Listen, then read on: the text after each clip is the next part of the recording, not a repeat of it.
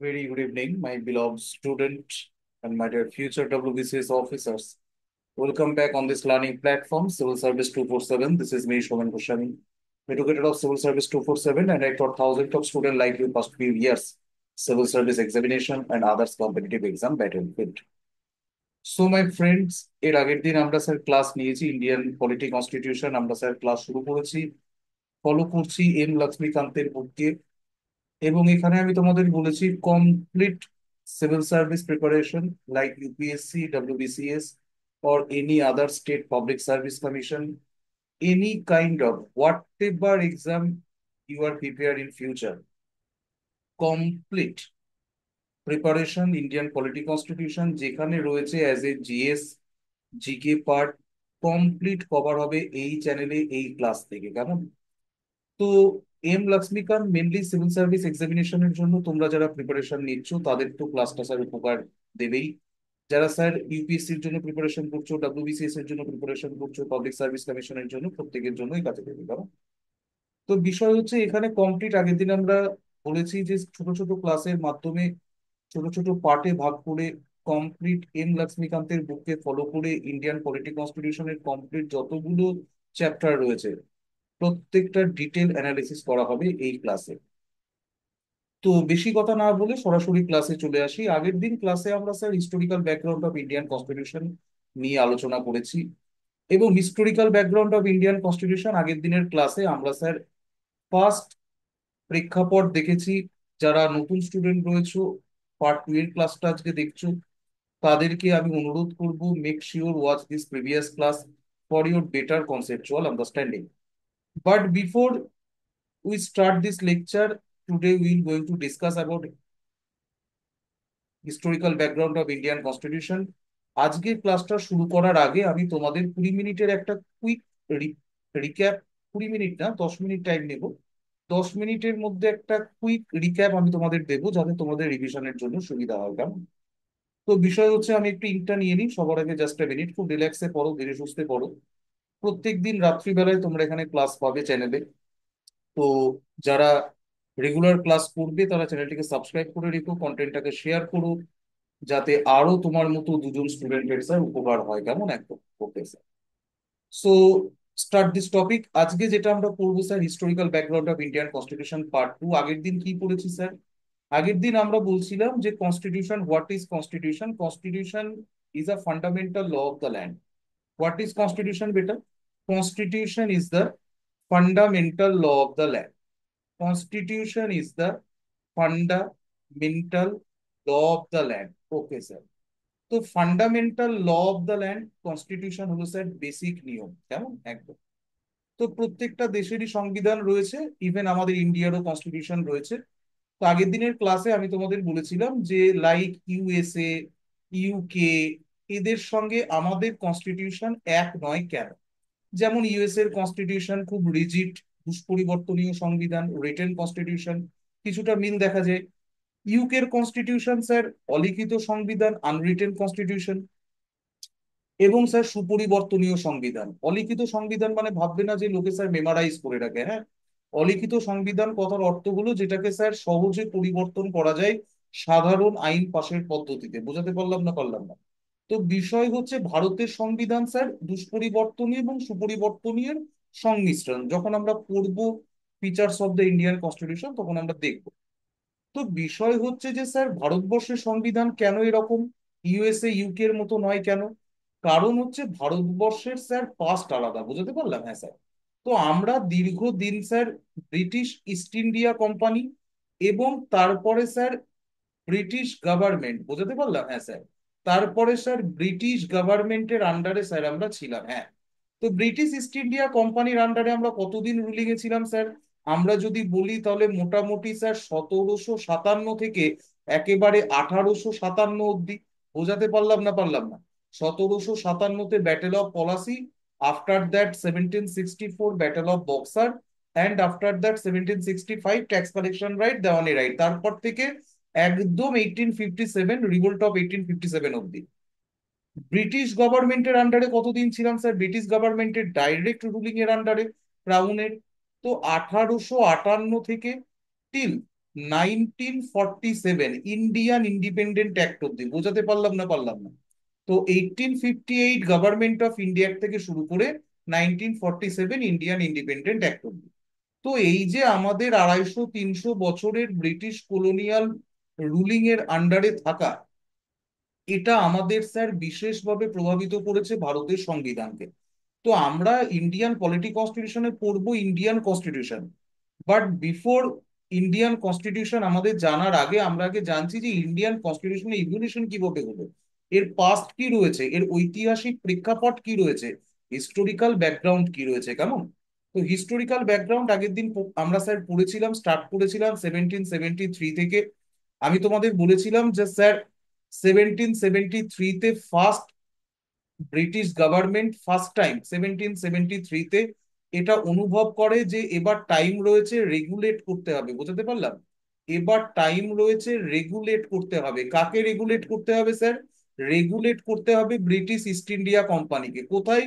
ইন্ডিয়াতে তার যে অ্যাক্টিভিটি রয়েছে সেই অ্যাক্টিভিটিকে রেগুলেট করতে হবে, বুঝতে পারলাম? তো যে কারণে 1773 অ্যাক্ট আমরা আগের দিন পড়েছি। তারপরে আমরা স্যার যে 1781 পড়েছি অ্যাক্ট অফ সেটেলমেন্ট, বুঝতে পারলাম? হ্যাঁ স্যার, যেখানে ফার্স্ট টাইম ডিভিশন করা হয়, সেপারেশন অফ পাওয়ারের স্পিরিট আমরা দেখতে পাই। কার মধ্যে? গভর্নর জেনারেলের কাউন্সিল, এবং 1773-তে যে সুপ্রিম কোর্ট এস্টাবলিশ করার কথা বলা হয়েছিল, সেই সুপ্রিম কোর্টের জুরিসডিকশন এবং গভর্নর জেনারেলের কাউন্সিলের পাওয়ারের মধ্যে ক্লিয়ার ডিফাইন করা হয় 1781-এ। Okay sir. তারপরে 1781-এর পর আমরা স্যার পড়েছিলাম 1784 পিটস ইন্ডিয়া অ্যাক্ট, বুঝতে পারলাম? 1784 Pitt's India act. Pitt's India অ্যাক্টে আমরা কি দেখি স্যার? পিটস ইন্ডিয়া অ্যাক্টে কমপ্লিটলি ডিক্লেয়ার করা হয় যে এবার থেকে ব্রিটিশ ইস্ট ইন্ডিয়া কোম্পানির যে অকুপাইড টেরিটরি রয়েছে, বোঝাতে পারলাম না পারলাম না? ব্রিটিশ ইস্ট ইন্ডিয়া কোম্পানির যে অকুপাইড টেরিটরি রয়েছে ইন্ডিয়াতে, বুঝতে পারলাম? সেটা এবার থেকে ব্রিটিশ গভর্নমেন্টের। সেটা এবার থেকে স্যার ব্রিটিশ গভর্নমেন্টের, ব্রিটিশ ক্রাউনের পজিশন হিসাবে ধরা হবে, বোঝাতে পারলাম না পারলাম না? 1784 অ্যাক্টেই ডুয়াল গভর্নমেন্টকে ইন্ট্রোডিউস করা হয়। কি করা হয় স্যার? ডুয়াল গভর্নমেন্টকে ইন্ট্রোডিউস করা হয়। ডুয়াল গভর্নমেন্ট মানে, ডুয়াল গভর্নমেন্ট মানে দেখবে দুটো জিনিস কি স্যার? একটা ছিল COD, court of director. Court of director তো স্যার আগেও ছিল, যারা কোম্পানির মালিক একদম। কিন্তু পরবর্তীকালে 1784-এ যে নতুন বডি ইন্ট্রোডিউস করা হয়, তার নাম হলো board of control. Board of control appointed by the British parliament, and board of কন্ট্রোলের যেটা মেন লক্ষ্য ছিল দেখা যে পলিটিক্যাল অ্যাফেয়ার্স, বুঝতে পারলাম? বোর্ড অফ কন্ট্রোলের মেন লক্ষ্য ছিল ইন্ডিয়াতে পলিটিক্যাল অ্যাফেয়ার্স এর উপর ডাইরেক্ট কন্ট্রোল দেওয়া। তো কোথায় যুদ্ধ করতে হবে, কোথায় সন্ধি করতে হবে, সেটা কে দেখবে? বোর্ড অফ কন্ট্রোল দেখবে। তো এইভাবে ডুয়াল গভর্নমেন্ট ইন্ট্রোডিউস করা হয়। সিওডি কি দেখবে? কমার্শিয়াল ম্যাটার দেখবে কোম্পানি। তো আমরা এই পর্যন্ত আগের দিন স্যার পড়েছিলাম। হ্যাঁ, এই পর্যন্ত পড়ার পর আজকে আমরা শুরু করব ক্লাস 1793 রেগুলেটিং অ্যাক্ট থেকে। তো 1793 রেগুলেটিং অ্যাক্ট কবে আসে স্যার? 20 বছর পর। মানে, 1773-তে ফার্স্ট রেগুলেটিং অ্যাক্ট আসে। তারপর আফটার 20 ইয়ার্স 1793-তে আবার রেগুলেটিং অ্যাক্ট আসে। কেন? কারণ তোমরা দেখবে এইবার প্রত্যেক 20 বছর অন্তর কোম্পানির যে চার্টার রয়েছে, সেই চার্টারকে ধীরে ধীরে রিনিউ করা শুরু হবে, বুঝতে পারলাম? প্রত্যেক 20 বছর অন্তর। 1793, 1813, 1833, 1853। ওকে স্যার, 53-র পরে কি হয় স্যার? 53-র পরে স্যার রিভোল্ট অফ 1857 হয়। তারপর, তারপর কোম্পানি থাকে না, তো কোম্পানির চার্টারের কোনো স্যার প্রশ্ন ওঠে না, আমরা দেখবো আজকের ক্লাসে। তো স্যার 20 বছর কেটে যায়, একদম 20 ইয়ার্স স্যার অতিক্রান্ত হয়ে যায়। 20 বছর যখন অতিক্রান্ত হয় স্যার, তারপর 1793-তে ব্রিটিশ গভর্নমেন্ট আবার নতুন করে কোম্পানিকে রেগুলেট করার জন্য, বোঝাতে পারলাম না পারলাম না? কোম্পানিকে রেগুলেট করার জন্য, কোম্পানিকে কি রেগুলেট করবে? কোম্পানিকে রেগুলেট করবে ইন্ডিয়ায় তার যে অ্যাক্টিভিটি রয়েছে, সেই অ্যাক্টিভিটিকে রেগুলেট করার জন্য 1793 অ্যাক্ট নিয়ে আসা হয়। Okay sir. চার্টার অ্যাক্ট 1793-তে, আমি একটু কালিটা চেঞ্জ করে নিই, তোমাদের সুবিধা হবে বুঝতে, কেমন? দেখো, চার্টার অ্যাক্ট 1793-তে যেটা বলা হয় ভালো করে খেয়াল করো। The act establishment that acquisition of the sovereignty by the subject of the crown is not a behalf of the crown, is on the behalf of the crown and not in its own right. মানে মানে 1773 regulating অ্যাক্টে তো বলাই হয়েছিল যে এবার থেকে sir regulate করবে British government ইন্ডিয়াতে ইস্ট ইন্ডিয়া কোম্পানির অ্যাফেয়ার্সকে। কিন্তু 1793-তে গিয়ে 20 বছর পর, বোঝাতে পারলাম, তার আগে 1784-এ বোর্ড অফ কন্ট্রোল চলে আসে। মানে ধীরে ধীরে কোম্পানি টেরিটরির ওপর ব্রিটিশ গভর্নমেন্ট কিভাবে নিয়ন্ত্রণ নিচ্ছে ভালো করে বোঝো। 1793-তে বোর্ড অফ কন্ট্রোল আসার পর 1793-তে আর এক ধাপ এগিয়ে বলা হয় যে এবার থেকে 1784-এ তো বলেই দেওয়া হয়েছিল যে কমপ্লিট টেরিটরি ব্রিটিশ পজিশন হিসেবে ধরা হবে কোম্পানির। 1793-তে এসে বলা হয় যে দেখো, এবার থেকে ব্রিটিশ ইস্ট ইন্ডিয়া কোম্পানি ভারতবর্ষে যে সমস্ত এফেয়ার্স, তার যে টেরিটরি রয়েছে, সেই টেরিটরি এবার থেকে ব্রিটিশ ক্রাউনের সোভারিনিটি হিসাবে ধরা হবে। সোভারিনিটি মানে ব্রিটিশ ক্রাউনই এখানে স্যার চূড়ান্ত ক্ষমতার অধিকারী, বুঝতে পারলাম, সোভারিন পাওয়ারের অধিকারী, সার্বভৌম ক্ষমতার অধিকারী। এটা তার ওন রাইটস নয়, কার? স্যার ব্রিটিশ ইস্ট ইন্ডিয়া কোম্পানির এটা স্যার ওন রাইটস নয়, বুঝতে পারলাম। তো ইস্ট ইন্ডিয়া কোম্পানির অকুপাইড টেরিটরিতে কার সোভারিনিটি থাকবে স্যার? ব্রিটিশ ক্রাউনের। কবে বলা হয় স্যার? 1793 রেগুলেটিং অ্যাক্টে। Picture getting clear or not? which clearly define that company political function were on the behalf of the British government। তো কোম্পানি যে কমার্শিয়াল ফাংশন করবে, অ্যাডমিনিস্ট্রেটিভ ফাংশন করবে, সেটা সিওডি দেখবে। বাট কোম্পানির পলিটিক্যাল ফাংশন ব্রিটিশ টেরিটরিতে, বোঝাতে পারলাম, ইস্ট ইন্ডিয়া কোম্পানি টেরিটরি নয়, এটা ব্রিটিশ গভর্নমেন্টের টেরিটরিতে, এটা ব্রিটিশ ক্রাউনের সোভারিন পাওয়ারে থাকবে, বুঝতে পারলাম না পারলাম না? ব্রিটিশ ক্রাউন চূড়ান্ত ক্ষমতার অধিকারী হবে, ব্রিটিশ গভর্নমেন্ট কোন ক্ষেত্রে? পলিটিক্যাল ফাংশনের ক্ষেত্রে, বোঝাতে পারলাম না পারলাম না? কোন রাজার সঙ্গে যুদ্ধ করবে, কি চুক্তি করবে, কি সন্ধি করবে, এই বিষয়ে picture clear? Okay sir. Next next হচ্ছে স্যার 1793 অ্যাক্ট কেন আনা হয়? তোমরা একটা জিনিস খেয়াল করেছো? দেখো, সাবজেক্টকে আমি বারবার বলি যে মেমারাইজ করলে হবে না স্যার, সাবজেক্টকে বুঝতে হবে, বুঝতে পারলাম।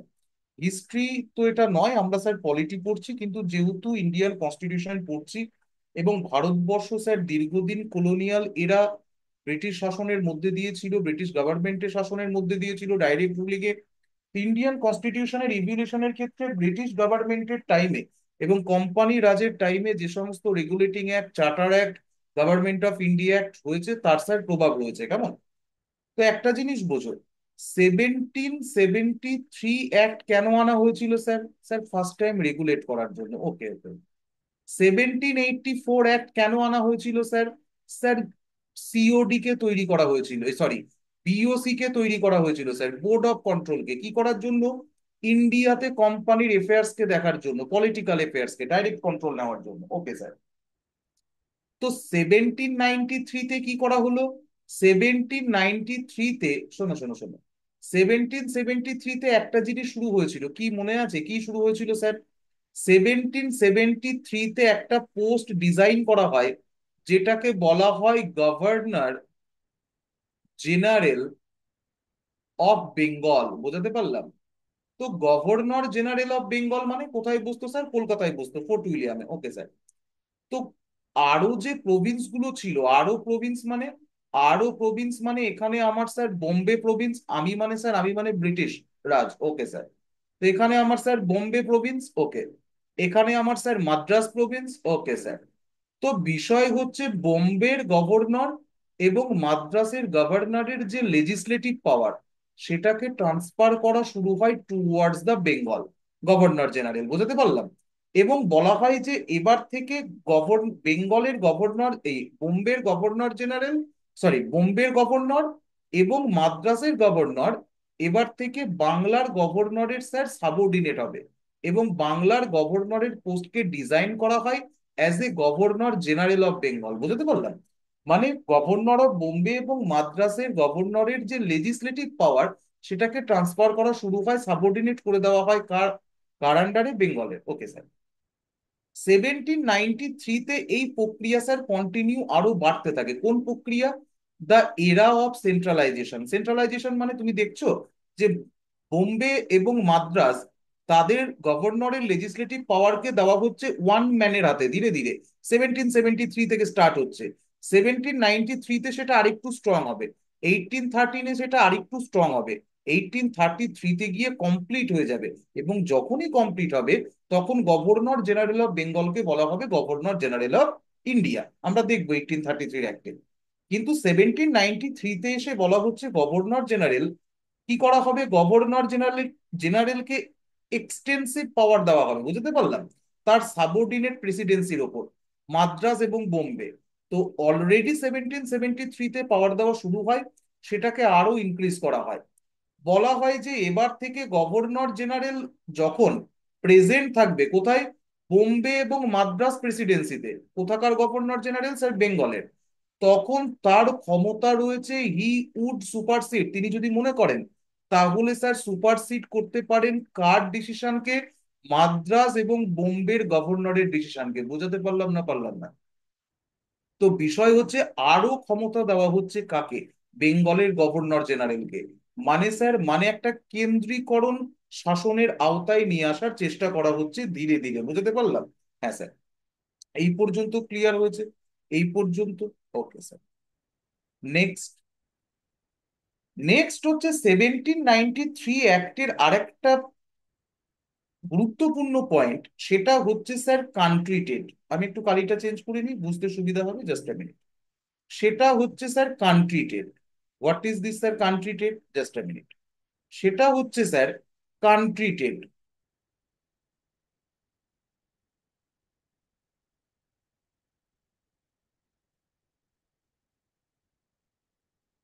কান্ট্রি, কান্ট্রি ট্রেড কথার অর্থ হচ্ছে, আমি তোমাদের বুঝিয়ে দিচ্ছি, জাস্ট এ মিনিট, প্রত্যেকটা ক্লিয়ার করে দিচ্ছি, শোনো। কান্ট্রি ট্রেডকে বলা হতো স্যার প্রিভিলেজ, বুঝতে পারলাম? হ্যাঁ স্যার, বিশেষাধিকার। বিশেষাধিকার sir some kind of license system. License system মানে স্যার, আরেকটু ক্লিয়ার করে বলি, লাইসেন্স সিস্টেম কথার অর্থ হচ্ছে sir franchise model. What is franchise model sir? ভালো করে শোনো। ফ্রাঞ্চাইজি মডেল মানে তোমরা বর্তমানে বিভিন্ন রকম স্যার ব্র্যান্ডেড বড় বড় স্যার ইন্ডাস্ট্রি দেখেছো। যেমন তুমি যদি বলো স্যার, জুতোর যদি কথা বলো স্যার, বাটা রয়েছে, সিলেদার্স রয়েছে, হ্যাঁ স্যার। তো বিষয় হচ্ছে স্যার পিজার বড় বড় কোম্পানি রয়েছে, হ্যাঁ স্যার। তো বিষয় হচ্ছে এদের, এরা কি করে স্যার, এরা স্যার একটা সামান্য, এরা স্যার একটা চুক্তিপত্র তৈরি করে, লাইসেন্স দেয়। এবং সেই ধরো আমি বাটা শোরুমের মালিক, হ্যাঁ স্যার। তো আমি স্যার কি করব, আমি স্যার বাটা কোম্পানির সঙ্গে স্যার, আমাকে কি করবে, বাটা কোম্পানি স্যার ফ্র্যাঞ্চাইজি দেবে। তো Bata company some kind of আমাকে লাইসেন্স ইস্যু করবে, যেখানে একটা পার্সেন্টেজের বিনিময়ে আমি বাটার প্রোডাক্টকে সেল করতে পারবো, এবং সাম অ্যামাউন্ট অফ পার্সেন্টেজ যেটা আমি প্রফিট হিসাবে রাখতে পারবো অ্যাজ এ স্যার ফ্রাঞ্চাইজি মডেলে, অ্যাজ এ লাইসেন্স হোল্ডার হিসাবে পার্টিকুলার কোম্পানির প্রোডাক্টের। বোঝাতে পারলাম না পারলাম না? তো বিষয় হচ্ছে সিমিলারলি সেই সময় 1793 অ্যাক্টে বলা হয় যে এবার থেকে ব্রিটিশ ইস্ট ইন্ডিয়া কোম্পানির যারা স্যার অফিসিয়ালস রয়েছে, ইন্ডিভিজুয়াল রয়েছে, অথবা যারা ভারতীয় ইন্ডিভিজুয়াল রয়েছে, বুঝতে পারলাম, তারা কি করতে পারবে স্যার, কোম্পানির এমপ্লয়ীদের এবং ইন্ডিভিজুয়ালসদের লাইসেন্স ইস্যু করা হবে, প্রিভিলেজ দেওয়া হবে। তারা কি করবে, তারা স্যার ট্রেড করতে পারবে। কার ট্রেড করবে? কে? British East India company. কিন্তু ব্রিটিশ ইস্ট ইন্ডিয়া কোম্পানির নামেই ট্রেড হবে, কিন্তু ইন্ডিভিজুয়াল বা কোম্পানির এমপ্লয় যারা কিছু পার্সেন্টেজের বিনিময়ে কোম্পানির সঙ্গে স্যার ট্রেড করতে পারবে। আচ্ছা স্যার, এটাকে কি বলা হচ্ছে স্যার? এটাকে বলা হচ্ছে প্রিভিলেজ বা কান্ট্রি ট্রেড। Okay sir. তো কি ট্রেড করা হতো, প্রিভিলেজ বা কান্ট্রি ট্রেডকে কেন প্রমোট করা হয়? হঠাৎ করে প্রশ্ন আসতে পারে যে তোমাদের মনে, যে হোয়াই, কি কারণে কান্ট্রি ট্রেড বা প্রিভিলেজকে প্রমোট করা হয়। তো প্রমোট করা হয় এর একটা কারণ হচ্ছে কি বলতো, সেই সময় শিপমেন্ট করা হতো ওপিয়াম। বোঝাতে পারলাম না পারলাম না? তো ওপিয়াম মানে স্যার পোস্ত গাছ, বুঝতে পারলাম, আফিং যেখান থেকে তৈরি হয়, হ্যাঁ স্যার। তো চাইনার আফিং ওয়ার তোমাদের মনে রয়েছে। চাইনাতে এই আফিমকে কেন্দ্র করে, কেন্দ্র করে একটা স্যার সোশিও ইকোনমিক ক্রাইসিস দেখা যায়। এই যে ওপিয়াম সেটা কোথা থেকে ট্রান্সফার করা হতো, সেটা স্যার দেওয়া হতো, এক্সপোর্ট করা হতো ইন্ডিয়া থেকে। বোঝাতে পারলাম না পারলাম না? কে এক্সপোর্ট করবে স্যার? এক্সপোর্ট করবে ব্রিটিশ ইস্ট ইন্ডিয়া কোম্পানি। কিন্তু British East India company export করার জন্য সাম কাইন্ড অফ লাইসেন্স ইস্যু করবে। কাকে লাইসেন্স ইস্যু করবে? কোম্পানির এমপ্লয়কে। লাইসেন্স ইস্যু করবে স্যার ইন্ডিভিজুয়ালকে। বোঝাতে পারলাম না পারলাম না? কি কারণে স্যার ইন্ডিভিজুয়ালকে লাইসেন্স ইস্যু করবে? এক্সপোর্ট করার জন্য সামান্য পার্সেন্টেজের বিনিময়ে বা বেশি পার্সেন্টেজের বিনিময়ে। Sir opium trade. বুঝতে পারলাম? ওপিয়াম ট্রেডকে মেনলি প্রমোট করার জন্য 1793-তে তো মানুষ স্যার কি করবে? বেশি পরিমাণে ট্রেড করবে, প্রচুর স্যার প্রফিট মুনাফা অর্জন হবে সেই সময়। বুঝতে পারলাম? তো ওপিয়াম ট্রেডকে প্রমোট করার জন্য মেনলি এই যে কান্ট্রি ট্রেড বা প্রিভিলেজ সিস্টেমকে বা লাইসেন্স প্রথাকে ইন্ট্রোডিউস করা হয় 1793 রেগুলেটিং অ্যাক্টে। পিকচার গেটিং ক্লিয়ার এই পর্যন্ত? তো 1793 রেগুলেটিং অ্যাক্ট যখন স্যার কমপ্লিট হয়, তারপর স্যার আবার 20 বছর কেটে যায়। ওকে স্যার, আবার 20 বছর যায় স্যার। 20 বছর যাওয়ার পর একটা সময় আসে স্যার 1813। তো ব্রিটিশ ক্রাউনের মনে হয় যে হ্যাঁ, এবার টাইম রয়েছে আবার নতুন করে রিনিউ করার। কি রিনিউ করতে হবে স্যার? কি রিনিউ করতে হবে? রিনিউ করতে হবে স্যার কোম্পানির লাইসেন্সকে। কারণ মনে আছে প্রত্যেক 20 বছর অন্তর রিনিউ করা হবে। তো প্রথম চার্টার কবে দেওয়া হয় স্যার? 1773-তে ফার্স্ট রেগুলেটিং অ্যাক্ট আসে, 20 বছরের জন্য রিনিউ করা হয়। তারপরে স্যার 1793 আমরা যে অ্যাক্ট দেখলাম এখনই, বুঝতে পারলাম? তারপরে আবার 20 বছর স্যার 1813, এবার যে একটা আমরা দেখবো রেগুলেটিং অ্যাক্ট বা চার্টার অ্যাক্ট। তো 1813, 20 বছর পর আবার কোম্পানির লাইসেন্সকে রিনিউ করার দরকার পড়ে এবং ব্রিটিশ পার্লামেন্ট 1813 চার্টার অ্যাক্ট নিয়ে আসে। তো 1813 চার্টার অ্যাক্টে কি বলা হয়? 1813 চার্টার অ্যাক্টে ফার্স্টেই টার্মিনেট করে দেওয়া হয় কোম্পানির মনোপলিকে। মানে মানে এতদিন পর্যন্ত ইন্ডিয়াতে কে ট্রেড করছিল? কে ট্রেড করছিল স্যার? এতদিন পর্যন্ত ইন্ডিয়াতে ট্রেড তো অনেকেই করতে এসেছিল, তোমরা হিস্ট্রিতে পড়বে যখন অ্যাডভেন্ট অফ ইউরোপ পড়বে, পর্তুগিজ, ডাচ, ফ্রান্স। কিন্তু ব্রিটেনদের তরফ থেকে, ব্রিটিশার্সদের তরফ থেকে কে এসেছিল স্যার? East India company. তো ইস্ট ইন্ডিয়া কোম্পানিকে এক্সক্লুসিভ চার্টার দেওয়া ছিল। বুঝতে পারলাম? এক্সক্লুসিভ চার্টার দেওয়া ছিল ট্রেড করার জন্য। কোথায় স্যার? ইন্ডিয়াতে। বুঝতে পারলাম? হ্যাঁ। কিন্তু 1813-এ এসে বলা হলো যে না, এবার থেকে শুধুমাত্র ইস্ট ইন্ডিয়া কোম্পানি নয়, ব্রিটেনের আরো যে সমস্ত কোম্পানি, ইন্ডাস্ট্রিয়ালিস্ট রয়েছে, প্রাইভেট ফার্ম রয়েছে, তারাও মনে করলে এবার থেকে এসে ট্রেড করতে পারবে। কোথায়? ইন্ডিয়ান সাবকন্টিনেন্টে। বুঝতে পারলাম? ব্রিটিশ ইন্ডিয়ায়। ওকে স্যার, ওকে। তো কেন হঠাৎ 1813-এ এসে এরকম হওয়ার কারণ কি? এতদিন পর্যন্ত দিল না ব্রিটিশ গভর্নমেন্ট, হঠাৎ করে 1813 এসে কেন দেওয়া হলো? কারণ আছে। কি কারণ স্যার? কারণ হচ্ছে এই সময় ইউরোপে একটা সিরিজ অফ ওয়ার হয় এবং নেপোলিয়ান ফ্রান্সের স্যার অনেকগুলো ওয়ার জেতে। তো নেপোলিয়ান একটা সিস্টেম ইন্ট্রোডিউস করে যেটাকে বলা হয় স্যার, তোমরা যদি দেখো, তো কন্টিনেন্টাল ট্রেড থিওরি। তো কন্টিনেন্টাল ট্রেড কি? Napoleon continental trade.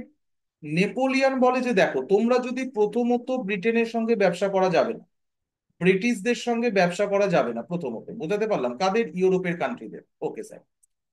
যদি করো তাহলে তোমাদের হাই ট্যাক্সেশন দিতে হবে। কেন স্যার হাই ট্যাক্সেশন দিতে হবে? কারণ সেখানে স্যার নেপোলিয়ানের ইনফ্লুয়েন্স রয়েছে। বুঝতে পারলাম? তো সেখানে ট্রেড করতে গেলে ফ্রান্সকে স্যার হাই ট্যাক্স পে করতে হবে। Picture getting clear or not? Okay sir. তো মোটামুটি ইংল্যান্ডের যে সমস্ত অন্যান্য কোম্পানি ছিল, তাদের প্রায় ট্রেড করা বন্ধ হয়ে আসে ইউরোপের অন্যান্য জায়গায়। তো এরকম সিচুয়েশন থেকে বাঁচার জন্য সেই সময় ব্রিটেনের পার্লামেন্টে স্যার পুঁজিপতিরা চাপ দেয় যে শুধু ইস্ট ইন্ডিয়া কোম্পানি কেন, আমরাও যাব ব্যবসা করতে, আমাদেরকেও ভারতবর্ষে সুযোগ করে দেওয়া হোক। তো ঠিক আছে, বলা হয় চলো তোমরাও ব্যবসা করো, কান্নাকাটি করে লাভ নেই। তবে হ্যাঁ, ব্যবসা করতে পারবে, কোনো অসুবিধা নেই। ওপেন ট্রেডকে ইন্ট্রোডিউস করা হয় ইন্ডিয়াতে for all others UK company. কিন্তু একটা জিনিস বলা হয়, কি বলা হয় যে দেখো, চাইনার সঙ্গে যে টি এর ব্যবসা চলছে, চায়ের ব্যবসা চলছে, ওকে স্যার, এবং যে ওপিয়ামের ব্যবসা চলছে চাইনার সঙ্গে, বুঝতে পারলাম, এই মনোপলি কিন্তু কন্টিনিউ করা হবে। এই মনোপলি কিন্তু 1813-এ কন্টিনিউ করা হলো। কাকে কন্টিনিউ করা হলো স্যার? ব্রিটিশ ইস্ট ইন্ডিয়া কোম্পানিকে। বোঝাতে পারলাম না পারলাম না? কেন? কারণ স্যার বড় পয়সা আসছিল। কোথা থেকে স্যার? ওপিয়াম ট্রেড থেকে। বোঝাতে পারলাম না পারলাম না? Picture getting clear? 1813। বেশ। 1813 আর কি করা হয় স্যার? 1813 আরো করা হয়, কি করা হয়? 1813 বলা হয় যে এবার থেকে ইংলিশ এডুকেশনকে প্রমোট করা হবে। পার ইয়ার 1 লাখ টাকা করে খরচা করবে ব্রিটিশ গভর্নমেন্ট, কিসের জন্য? ইংলিশ এডুকেশনকে প্রমোট করার জন্য। ক্রিশ্চিয়ানিটিকে প্রমোট করা হয়, বুঝতে পারলাম। Okay sir. তারপরে তারপরে আবার 20 বছর কেটে যায়, হ্যাঁ স্যার। 20 বছর কেটে যাওয়ার পর 1833-তে পুনরায় রিনিউ করার সময় আসে, কারণ প্রত্যেক 20 বছর 20 বছর অন্তর। দেখ, এইবার 1833-তে কি করা হয় দেখো। এতদিন ধরে যে প্রসেস চলছিল, কি চলছিল স্যার? বলছি এতদিন ধরে যে প্রসেস চলছিল, কোন প্রসেস চলছিল ভালো করে শোনেন। 1813-এর পরে এবার স্যার 1833, 1813-এ আমি বলে দিলাম যে মনোপলি অ্যাবলিশ করা হয়, শুধুমাত্র টি এবং ওপিয়াম ছাড়া চায়নার সঙ্গে। 1833-তে কি হয় স্যার? 1833-তে দেখো, এইবার স্যার আমি একটু চিত্রকলার প্রদর্শন করি। কেন স্যার চিত্রকলার কেন প্রদর্শন করবে? শোনো। 1773-তে ফার্স্ট রেগুলেটিং অ্যাক্ট, হ্যাঁ স্যার। তারপরে 1793-তে রেগুলেটিং অ্যাক্ট। তারপরে তারপরে স্যার 1813-এ রেগুলেটিং অ্যাক্ট, হ্যাঁ স্যার। তারপরে তারপরে স্যার 1833-তে রেগুলেটিং অ্যাক্ট, হ্যাঁ স্যার। তো প্রত্যেকটা রেগুলেটিং অ্যাক্ট 20 বছর অন্তর পার্লামেন্ট আনে, এবং প্রত্যেকবার ব্রিটিশ ইস্ট ইন্ডিয়া কোম্পানিকে স্যার রেগুলেট করা হয়। বোঝাতে পারলাম না পারলাম না? 1773-তে মনে করে দেখো, আমি তোমাদের বলেছিলাম যে বোম্বের যে গভর্নর এবং মাদ্রাসের যে গভর্নর, তার যে লেজিসলেটিভ পাওয়ার, সেটাকে একটু একটু করে ট্রান্সফার করা শুরু হয় towards the governor general of Bengal. Governor general of Bengal, হ্যাঁ স্যার, হ্যাঁ। তো 1793-তে এসে আরো পাওয়ার দেওয়া হয়, বলে বলা হয় এবার থেকে গভর্নর জেনারেল অফ বেঙ্গলের পাওয়ার রয়েছে, সুপারসিড করতে পারবে যে কোনো ডিসিশন হোয়েনি প্রেজেন্ট মাদ্রাস অ্যান্ড বোম্বে। হুম।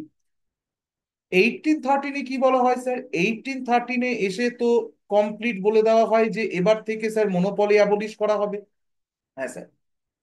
কিন্তু ওপেন ট্রেড ইন্ট্রোডিউস করা হয়, টি এবং ওপিয়াম বাদে। 1833-তে এসে বলা হয় যে এবার থেকে কমপ্লিট বোম্বের গভর্নর এবং মাদ্রাসের গভর্নরের কোনো লেজিসলেটিভ পাওয়ারই থাকবে না। কি বলছেন স্যার? হ্যাঁ ভালো করে শোনো, বলছি ভালো করে শোনো। মুখস্থ করলে হবে না যে first governor general of Bengal Warren Hastings, first governor general of India William Bentinck. Sir মুখস্থ করলে হবে না, না স্যার, কি করতে হবে স্যার? বুঝতে হবে টপিককে। তো বোম্বে এবং মাদ্রাসের গভর্নরের যে লেজিসলেটিভ পাওয়ার 1773 থেকে একটু একটু করে 20 বছর অন্তর অন্তর দেওয়া শুরু হচ্ছিল। সেন্ট্রালাইজড একটা গভর্নমেন্ট ক্রিয়েট করার চেষ্টা করা হচ্ছিল, সেন্ট্রালাইজড একটা গভর্নমেন্ট বলা ভুল, সেন্ট্রালাইজড একটা অ্যাডমিনিস্ট্রেশন ক্রিয়েট করার চেষ্টা করা হচ্ছিল। 1833-তে এসে বলে এবার থেকে লেজিসলেটিভ কোনো পাওয়ার তোমাদের থাকবে না। যা ল তৈরি করার, যা করার কে করবে? বেঙ্গলের গভর্নর জেনারেল করবে। কোথা থেকে করবে স্যার? ফোর্ট উইলিয়াম থেকে করবে, ওকে স্যার। কেন? কারণ এক ল তৈরি করার জন্য, ওকে স্যার। আচ্ছা, তারপরে 1813-এ প্রথম কোডিফাই করার কথা বলা হয়, হ্যাঁ স্যার। প্রথম বলা হয় যে এবার থেকে কোডিফাই করা হবে। কি কোডিফাই করা হবে স্যার? কোডিফাই করা হবে স্যার, কোডিফাই করা হবে স্যার লকে, বুঝতে পারলাম। তো কোডিফাই করার জন্য তুমি দেখবে লকে যে কোডিফাই করা হবে, কোডিফাই মানে লেখা হবে। তো তোমরা দেখো IPC sir, Indian penal code দেখতে আগে, হ্যাঁ স্যার। সিআরপিসি, হ্যাঁ স্যার। সিআরপিসি দেখতে, হ্যাঁ স্যার। ক্রিমিনাল প্রসিডিয়ার কোড, হ্যাঁ স্যার। বর্তমানে কি এসেছে স্যার? বর্তমানে ভারতীয় ন্যায় সংহিতা 2023। তো বিষয় হচ্ছে স্যার এটা পাল্টেছে, কিন্তু তোমরা দেখেছো যে কোড কথাটা ইউজ করা হয়েছে, ক্রিমিনাল প্রসিজিয়ার, সিআরপিসি। তো কোড কথাটা যখন স্যার ইউজ করা হচ্ছে, তখন একটা জিনিস আমরা দেখবো স্যার, লেখা হচ্ছে কোড মানে স্যার লিপিবদ্ধ করা হচ্ছে, বুঝতে পারলাম। কোডিফাই করা হচ্ছে মানে স্যার লিপিবদ্ধ করা হচ্ছে, ওকে স্যার। তো এই হলো সিচুয়েশন। তো 1813-এ এসে কমপ্লিটলি লেজিসলেটিভ পাওয়ারকে স্যার ট্রান্সফার করে দেওয়া শুরু হয়। কমপ্লিটলি ট্রান্সফার করে দেওয়া শুরু হয় কাকে? কমপ্লিটলি ট্রান্সফার করে দেওয়া শুরু হয় স্যার, কমপ্লিটলি একদম ট্রান্সফার করে দেওয়া শেষ হয়ে যায়, শুরু হয় না স্যার, একদম ট্রান্সফার করে দেওয়া শেষ হয়ে যায় বেঙ্গলের গভর্নর জেনারেলের হাতে। এবং বলে দেওয়া হয় যে এবার থেকে বেঙ্গলের গভর্নর জেনারেলকে বলা হবে গভর্নর জেনারেল অফ ইন্ডিয়া। কি বলা হবে স্যার? বলা হবে sir governor general of India. Okay sir. তো গভর্নর জেনারেল অফ ইন্ডিয়া বলা হবে, কেমন? একদম এইভাবে sir governor general of Bengal, governor general of India হয়। এবং স্যার কমপ্লিট গোটা ইন্ডিয়ার জন্য স্যার এখান থেকে অ্যাডমিনিস্ট্রেশন পরিচালনা করা হবে। কোথা থেকে স্যার? গভর্নর জেনারেল অফ ইন্ডিয়ার কাউন্সিল থেকে। Okay sir. তো 1833 অ্যাক্টের আমি কিছু জিনিস তোমাদের একটু বুঝিয়ে দিই, সুবিধা হবে, দেখো। তো 1833-তে যেটা বলা হয়, governor general of Bengal become the governor general of India, আমি প্রথমেই বলে দিলাম। এবার স্লাইডে দেখে নাও, সুবিধা হবে। Lord William Bentinck was the first governor general of India, বুঝতে পারলাম। এবং কি করা হয় স্যার, এটা হলো final step towards the centralisation in British India. তো 1773 থেকে যে সেন্ট্রালাইজড অ্যাডমিনিস্ট্রেশন তৈরি করার চেষ্টা চলছিল, সেটা কমপ্লিট হয়ে যায় 1833-তে এসে বাই লিগালি, বাই অ্যাক্ট 1833। এবং বলে দেওয়া হয় যে এবার থেকে গভর্নর জেনারেল অফ বেঙ্গল হবে গভর্নর জেনারেল অফ ইন্ডিয়া, এবং এন্টায়ার ইন্ডিয়ার জন্য এখান থেকে অ্যাডমিনিস্ট্রেশন পরিচালনা করা হবে। The act initiate the establishment of the central legislature, ভালো করে দেখো। ফার্স্ট টাইম সেন্ট্রাল লেজিসলেচার কি ইন্ট্রোডিউস করা হয় 1833 অ্যাক্টে, বুঝতে পারলাম, ফর ইন্ডিয়া। তো সেন্ট্রাল লেজিসলেচার, যেটা যেটা তোমরা central legislative assembly first time যেটা এক্সিকিউটিভ থেকে সেপারেট করা হবে, সেটা 8 থেকে 20 বছর পরে 1853 আমরা দেখব। কিন্তু এবার থেকে যে গভর্নর জেনারেল ইন্ডিয়া, মানে গভর্নর জেনারেল অফ ইন্ডিয়ার যে কাউন্সিল রয়েছে, সেখানে স্যার সেন্ট্রাল লেজিসলেটিভ কাউন্সিল তৈরি করা হবে। এবং সেই কাউন্সিলই কি করবে স্যার, এন্টায়ার ইন্ডিয়ার জন্য, বোম্বে মাদ্রাস সবার জন্য স্যার ল তৈরি করবে প্রভিন্সের জন্য। আচ্ছা স্যার, আর কি? এবং যেখানে বলা বলা হয় যে which let down to the reduction of the legislative power in the Bombay and Madras. তো প্রথমেই বললাম, বোম্বে এবং মাদ্রাসের গভর্নরের লেজিসলেটিভ পাওয়ারকে স্যার ট্রান্সফার করে দেওয়া শুরু হয়। The act signifying the transformation of the East India Company from a commercial body to a purely administrative body, বুঝতে পারলাম, শুধুমাত্র অ্যাডমিনিস্ট্রেটিভ বডিতে পরিণত করে। কমপ্লিট পলিটিক্যাল যত উইংস ছিল সব স্যার ছেটে ফেলা হয়। Okay sir. আরেকটা কি? আরেকটা হচ্ছে, এখানে একটা কলেজের নাম রয়েছে, দেখো, Haileybury and, sir Haileybury and Imperial Service College. তো what is the story of Haileybury and Imperial Service College? এটা একটা লন্ডনের কলেজ স্যার, ভালো করে শোনো। ব্রিটিশ ইস্ট ইন্ডিয়া কোম্পানিকে 1773 থেকে ব্রিটিশ গভর্নমেন্ট চাইছিল রেগুলেট করতে। কিন্তু এখন আমরা এসে পৌঁছেছি স্যার 1833 সালে। তো এতগুলো বছরে অনেকগুলো regulating act, charter act pass করা হয় ব্রিটিশ ইস্ট ইন্ডিয়া কোম্পানিকে স্যার লিকুইডেট করার জন্য, অ্যাবলিশ করার জন্য। কিন্তু স্যার কমপ্লিটলি ইস্ট ইন্ডিয়া কোম্পানিকে স্যার অ্যাবলিশ করা যাচ্ছিল না, বুঝতে পারলাম। তো এই কারণে 1833-এর অ্যাক্টে, ফার্স্ট টাইম 1833-এর অ্যাক্টে ম্যাকলে কমিশন, ল কমিশনে সুপারিশ করা হয় যে এবার থেকে সিভিল সার্ভিস যে এক্সাম, স্যার সিভিল সার্ভিস মানে, সিভিল সার্ভিস মানে sir imperial civil service British পিরিয়ডে। হ্যাঁ স্যার। তো ইম্পিরিয়াল সিভিল সার্ভিস এক্সামিনেশনকে এবার থেকে স্যার ওপেন করা হবে। ফার্স্ট টাইম প্রপোজ করা হয়, প্রস্তাব করা হয় 1833-তে। ইমপ্লিমেন্ট করা হবে এর থেকে 20 বছর পরে, 1853-তে গিয়ে, এখন না।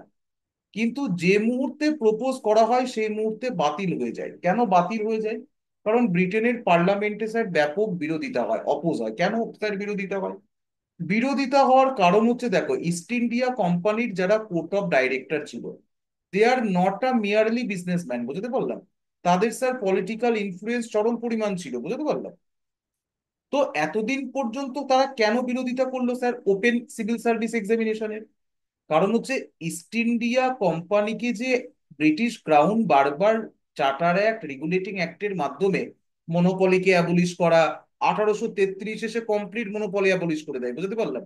তো এত কিছু করার মধ্যে দিয়েও কমপ্লিটলি ইস্ট ইন্ডিয়া কোম্পানিকে কেন ইন্ডিয়াতে ব্রিটিশ গভর্নমেন্ট সেই সময় পুরোপুরি অ্যাবলিশ করতে পারছিল না? তার মেন কারণ হলো বিউরোক্রেসি, বুঝতে পারলাম। হায়ার সিভিল সার্ভেন্ট, কেন স্যার? এই যারা হায়ার সিভিল সার্ভেন্ট হতো না সেই সময় ব্রিটিশ ইম্পিরিয়াল সার্ভিসের, তোমরা এখন যেটা হবে হায়ার সিভিল সার্ভেন্ট স্যার, যদি ইউপিএসসি দাও, IPS, is, other state public service commission, তো বিষয় হচ্ছে সিভিল সার্ভেন্ট যারা হতো তারা স্যার সিভিল সার্ভেন্ট হতে গেলে তাদের রেকমেন্ডেশন লাগতো। কার রেকমেন্ডেশন লাগতো স্যার? রেকমেন্ডেশন লাগতো ব্রিটিশ ইস্ট ইন্ডিয়া কোম্পানির কোর্ট অফ ডাইরেক্টরের। কোথায় রেকমেন্ডেশন লাগতো স্যার? এই হ্যালিবেরি অ্যান্ড ইম্পিরিয়াল সার্ভিস কলেজে, বুঝতে পারলাম। তো হ্যালিবেরি অ্যান্ড ইম্পিরিয়াল সার্ভিস কলেজে ভর্তি হতে হতো, পাশ করতে হতো, পাশ করার পর ওয়েলকাম অন ইন্ডিয়া, তুমি এখানে হায়ার সিভিল সার্ভেন্ট হিসাবে চান্স পাবে। তো সে সময় যারা ইন্ডিয়ান ছিল তারা sir merely group D lower civil servant হিসাবে কাজ করতো, হায়ার পোস্টে স্যার চান্স পেতো না। হায়ার পোস্টে চান্স পেতে গেলে ইস্ট ইন্ডিয়া কোম্পানির কোর্ট অফ ডাইরেক্টরের রেকমেন্ডেশন লাগবে। রেকমেন্ডেশন নাও, হ্যালিবেরি ইম্পিরিয়াল সার্ভিস কলেজে অ্যাডমিশন নাও, কোর্স কমপ্লিট করো, এখানে এসে জয়েন করো। তো যারা ইস্ট ইন্ডিয়া কোম্পানির স্যার রেকমেন্ডেশনে হায়ার ইম্পিরিয়াল পোস্টে এসে জয়েন করবে, তারা কখনোই চাইবে না east India company sir abolish হয়ে যায়, বুঝতে পারলাম। যে কারণে 1833-এর অ্যাক্টে যখন প্রপোজ করা হয়, ব্রিটিশ গভর্নমেন্ট বুঝতে পারে যে ওপেন কম্পিটিশন না করলে স্যার অ্যাবলিশ করা যাবে না, ইন্ডিয়ানদের চান্স না দিলে, বুঝতে পারলাম, ইস্ট ইন্ডিয়া কোম্পানি স্যার বসে থাকবে। কিন্তু স্যার প্রচন্ড পরিমাণ অপোজ হয় এবং 1833-তে সেই সময় ব্রিটিশ গভর্নমেন্ট ভাবে থাক, এখন না, পরবর্তীকালে দেখা যাবে। এরপরে স্যার 20 বছর চলে যায়, হ্যাঁ স্যার, আফটার 20 ইয়ার্স, হ্যাঁ স্যার, আফটার 20 ইয়ার্স স্যার কি হয়? 20 বছর যায়, আবার সময় আসে রেগুলেটিং অ্যাক্টকে রিনিউ করার। তো 20 বছর পর লাস্ট রেগুলেটিং অ্যাক্ট আসে স্যার 1853-তে, চার্টার অ্যাক্ট আসে। তো আপনার মন, আপনি স্যার কেন লাস্ট কেন বলছেন স্যার? প্রত্যেক 20 বছর অন্তর হওয়ার কথা ছিল যে, শোনো, 1853-তে এসে বলে দেওয়া হয় যে এবার থেকে আর 20 বছরের স্টোরি নয়। 20 বছরের স্টোরি নয় স্যার, না, এবার থেকে ইনডেফিনাইট টাইম পিরিয়ড পর্যন্ত, অনির্দিষ্ট কালের জন্য কি করা হবে স্যার? চার্টার দেওয়া হবে। কাকে চার্টার দেওয়া হবে স্যার? ইস্ট ইন্ডিয়া কোম্পানিকে। ওকে স্যার, ভালো তো স্যার, 20 বছর করে দিচ্ছিল, এবার অনির্দিষ্টকাল। বেটা, ইনডেফিনাইট টাইম পিরিয়ড দুটো হতে পারে, এক হচ্ছে 100 বছর হতে পারে, 1000 বছর হতে পারে, 2000 বছর হতে পারে, অথবা আজকে দিলাম কালকে সকালে আমি আবার বলতে পারি যে চার্টার ক্যান্সেল। কারণ টাইম তো উল্লেখ করা নেই, আগে তো তাও 20 বছর করে স্যার টাইম উল্লেখ ছিল, হ্যাঁ স্যার। তো 1853-তে সে বলা হয় যে চলো, এবার থেকে ইনডিফিনাইট টাইম পিরিয়ড পর্যন্ত সময় দেওয়া হলো। কেন?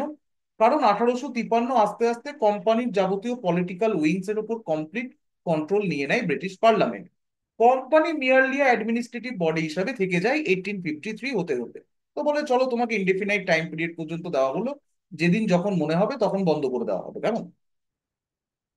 1853-টা লাস্ট কেন বললেন স্যার? কারণ 1853-র পর একটা গ্রেট ইভেন্ট ঘটে, যেটাকে আমরা বলি স্যার রিভোল্ট অফ 1857, বোঝাতে পারলাম, হ্যাঁ স্যার, বা ফার্স্ট ওয়ার অফ ইন্ডিপেন্ডেন্স আমরা বলি, হ্যাঁ sir.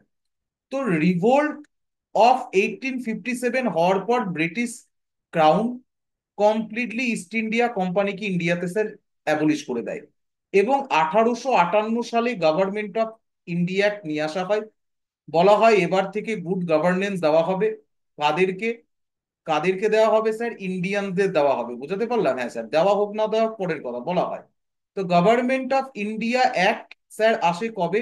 Government of India act 1858 আসে, আমরা দেখবো পরের দিন ক্লাসে। আজকে 1853-টা পড়ে নি। তো বিষয় হচ্ছে তারপরে স্যার নতুন করে ব্রিটিশ রাজ শুরু হয়, বুঝতে পারলাম। 1858 সাল থেকে, 1885 লিখে ফেলেছি ভুল করে, 1858 সাল থেকে, কারেকশন করে দিই, 1858 সাল থেকে, বোঝাতে পারলাম, ভারতবর্ষে যেটা শুরু হয় সেটাকে বলা হয় স্যার ব্রিটিশ রাজ। কি বলা হয় স্যার সেটাকে? সেটাকে বলা হয় স্যার ব্রিটিশ রাজ। কি বলা হয় স্যার? ব্রিটিশ রাজ, হ্যাঁ স্যার। তো ব্রিটিশ রাজ কবে থেকে শুরু হয় স্যার? ব্রিটিশ রাজ শুরু হয় 1858 থেকে টিল 1947। তো এ পর্যন্ত বোঝা গেল 1833-এর পর 1853-তে এসে 20 বছর পর আর 20 বছরের স্টোরিকে রিনিউ করা হয় না। এবার থেকে বলা হয় অনির্দিষ্টকালের জন্য। ওকে স্যার, ক্লিয়ার হয়েছে? ক্লিয়ার হয়েছে, বেশ। 1853 সালের অ্যাক্টে কি বলা হয় দেখো। 1853 সালের অ্যাক্টে ফার্স্ট টাইম সেপারেট করা হয় লেজিসলেটিভ অ্যান্ড এক্সিকিউটিভ ফাংশন, বুঝতে পারলাম। মানে, এতদিন পর্যন্ত, এতদিন মানে 1833 পর্যন্ত গভর্নর জেনারেলের যে কাউন্সিল ছিল, বোঝাতে পারলাম, হ্যাঁ স্যার,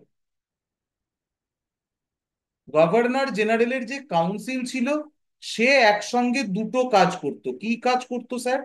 একসঙ্গে লেজিসলেটিভ ফাংশন করতো, একসঙ্গে স্যার এক্সিকিউটিভ ফাংশন করতো, বুঝতে পারলাম। একই সঙ্গে আইন তৈরি করতো, একই সঙ্গে স্যার ল তৈরি করতো। Okay sir. 1853-তে এসে বলা হয় যে না, এবার থেকে একটা সেপারেট লেজিসলেটিভ বডি তৈরি করা হবে। তো ভেবে দেখো, 1781-তে অ্যাক্ট অফ সেটেলমেন্টে সেপারেশন করা হয় the power between judiciary and executive, এবং 1853-তে এসে সেপারেশন করা হচ্ছে power between the executive and legislative, বুঝতে পারলাম। তো আজকে আমরা যে অর্থে আইনসভা দেখি সেই অর্থে আইনসভা না, কিন্তু আইনসভার ভিত্তি তো এখানে স্যার স্থাপন করা হয়েছিল না, হয়নি সেই সময়, ইনডাইরেক্টলি হলেও, বুঝতে পারলাম। সেপারেট লেজিসলেটিভ একটা বডি হবে যেটা এক্সিকিউটিভ বডি থেকে আলাদা, সেপারেট ভাবে ফাংশন করবে, এমন একটা বডি স্যার ক্রিয়েট করা হয় 1853-তে। কোন লেভেলে স্যার? সেন্ট্রাল লেভেলে, বুঝতে পারলাম। হ্যাঁ স্যার। তো গভর্নর জেনারেলের এক্সিকিউটিভ কাউন্সিলের সঙ্গে লেজিসলেটিভ কাউন্সিলও স্যার থাকবে। Okay sir. যেটা sir distinct to separation of legislative and executive function, legislative এবং এক্সিকিউটিভের মধ্যে ফাংশনকে সেপারেট করা হয়। 6 মেম্বার ইন্ট্রোডিউস করা হয় এই লেজিসলেটিভ বডিতে। 6 মেম্বারের মধ্যে আউট অফ 4 মেম্বার ছিল স্যার 4টে প্রভিন্স থেকে, Bombay, Bengal, Madras and sir Agra. বোঝাতে পারলাম না পারলাম না? তো 4টে প্রভিন্স থেকে স্যার মেম্বার নিয়ে 6জনকে নিয়ে sir legislative, central legislative council তৈরি করা হয় 1853-তে। Picture getting clear? 6 মেম্বার বলে দিলাম, out of this 4 were appointed by the provincial government of Madras, Bombay, Bengal and Agra. আচ্ছা, কি করা হয় স্যার? ওপেন কম্পিটিশন কি ইন্ট্রোডিউস করা হয়, মনে আছে? 1833-এ প্রপোজ করা হয়েছিল, পরীক্ষায় কোশ্চেন দেবে প্রপোজ আর ইন্ট্রোডিউস, ভুল করলে হবে না। প্রপোজ করা হয়েছিল 1833-তে, কিন্তু সেটাকে ইন্ট্রোডিউস করা হয় এসে 1853-তে। বলে চলো, হ্যালোবেরি সিস্টেম ফিনিশ, এবার থেকে স্যার ওপেন সিভিল সার্ভিস এক্সামিনেশনের জন্য, ইম্পিরিয়াল সার্ভিসের জন্য স্যার কম্পিটিশন স্যার ইন্ট্রোডিউস করা হয়, বুঝতে পারলাম, সিভিল সার্ভেন্ট এক্সামিনেশনের জন্য। কেমন? তো civil service examination open to all qualified individuals, open to all qualified individuals. তো ইন্ডিয়ানসরাও স্যার পার্টিসিপেশনের সুযোগ পায়। 1853 সালের অ্যাক্ট, বোঝাতে পারলাম না পারলাম না? Picture getting clear or not? এই পর্যন্ত ক্লিয়ার? তো 1800, তো আমরা historical background of Indian constitution পড়তে আমি 10 মিনিটে রিক্যাপ করে দিই। শুরু করেছিলাম 1773 থেকে, কারণ আমি বলেছিলাম স্যার 1773 থেকে 1853 অব্দি এই যে সময়, সেটাকে বলা হবে sir centralisation, the era of centralisation. কেন? কারণ স্যার 1833-এ এসে কমপ্লিট গভর্নর জেনারেল অফ বেঙ্গলকে বলা হয় governor general of India. Complete central legislative পাওয়ারকে দিয়ে দেওয়া হয় কার হাতে? গভর্নর জেনারেলের হাতে, বুঝতে পারলাম, প্রভিন্সের গভর্নরদের লেজিসলেটিভ পাওয়ারকে।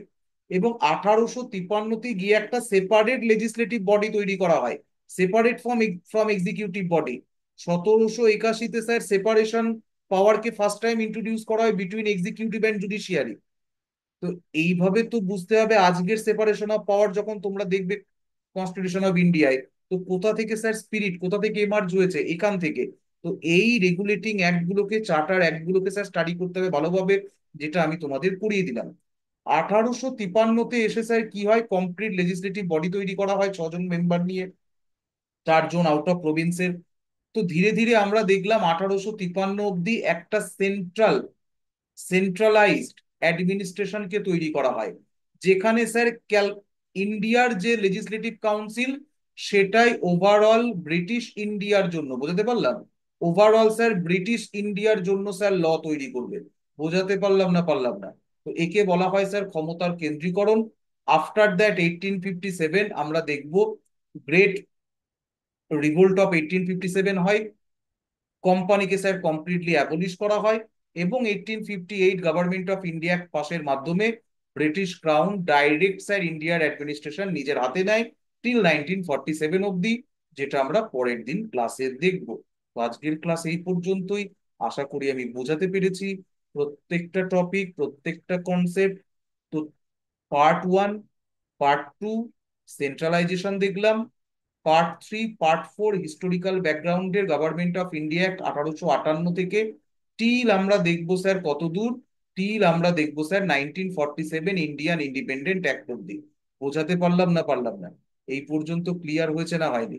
তো ডিসেন্ট্রালাইজেশনের যে প্রসেস রয়েছে, ডিসেন্ট্রালাইজেশন আমরা দুটো পার্টে দেখবো, পার্ট 3 and 4, যেখানে government of India act 1858, Indian council act 1861, দেখতে দেখতে আমরা যাবো sir 1909 Morley Minto reform, 1919 sir Montagu Chelmsford reform, এবং 1935 government of India act, and last act sir charter act, last act sir Indian independent act 1947। So take care, God bless you, thank you my all beloved student. আজকের class এই পর্যন্তই, পরের দিনের ক্লাসে দেখা হবে। নতুন স্টুডেন্টরা যারা রয়েছে তাদেরকে বলছি, রেগুলার 11টার সময় কাজকর্ম ছেড়ে যদি মনে করো ইন্ডিয়ান পলিটি কনস্টিটিউশনের উপর নিজের সলিড বেস তৈরি করবে, এরপর তুমি যে কোনো বই পড়ো, historical background of Indian constitution যতগুলো অ্যাক্ট আমি পড়ালাম, আশা করি তোমাদের কনসেপচুয়াল ক্লিয়ারিটি হবে। কেমন? So take care, God bless you, thank you everyone, জয় হিন্দ।